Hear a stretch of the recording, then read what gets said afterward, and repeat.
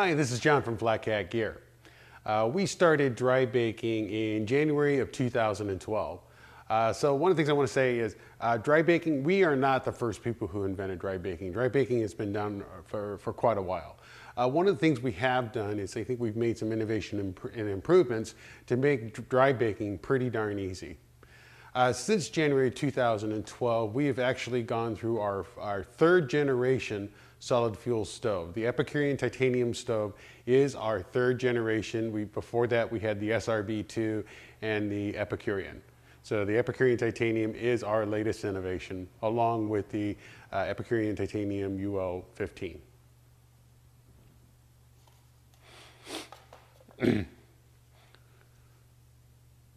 So we have tried to turn baking into a simple and easy process. And we've been working on this for quite a while. And one of the ways that we can tell is when we get feedback from our customers. So you may recognize this guy. This is Hiking Jim. Hiking Jim was our first beta customer for dry baking. Jim started probably in about March of 2012. It's been a little over a year. So far, Jim has probably baked, I'm guessing, between 75 and 100 muffins. And we constantly talk to each other. He gives me feedback on it, and that's how we tune in our process. But the thing I really want to talk about is other success stories. One of the things that I get really excited about is when I get an email from somebody and they talking about their baking experiences, and I ask them to send a picture. So here's a couple of pictures. These are people, this is the first time that they've tried dry baking in our equipment. The other thing, some people don't want to send in pictures, but they leave me comments. So here's a couple of comments from first-time bakers.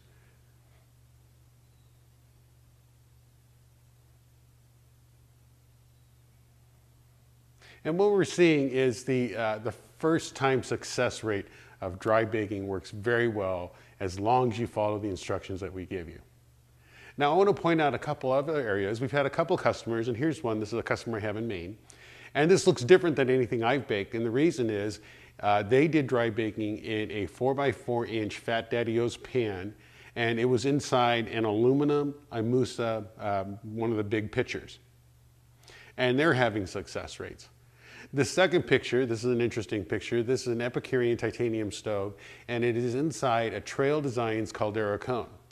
Now, because the heights are a little different, I had to advise the customer of how to shim the stove up to the proper height. And once he shimmed the stove up to the right height, he was getting the same baking performance that we get in our Bobcat system. So one of the things I want to caution you, if you're going to try dry baking, the most important thing to do is follow the instructions. Now, this one's a little bit sad because I'm going to show you a couple of pictures here. You know, we encourage people to experiment and try different things in cooking and baking and such. And here's some examples of things that they did, and we advise not to do it, but it happened anyway. This is an example. This is a customer, and they tried to do dry baking on a snow leopard system with a simmer ring. Now, we said in our instructions, don't do this because it will melt your windscreen. And sure enough, a few days after he got his simmer ring and he tried dry baking, he melted his windscreen.